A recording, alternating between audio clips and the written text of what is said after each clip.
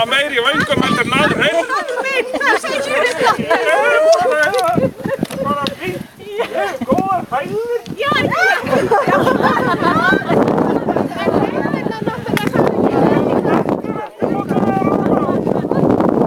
Anna Sigga, hvað ertu?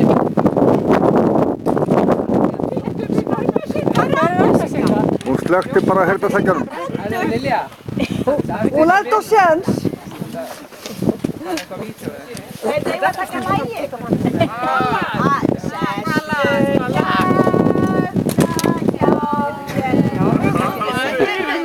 Hvað kom svo næst? Ég man það ekki. Og við vorum búin að æfa lag og semja texta en við erum bara búin að gleyma honum.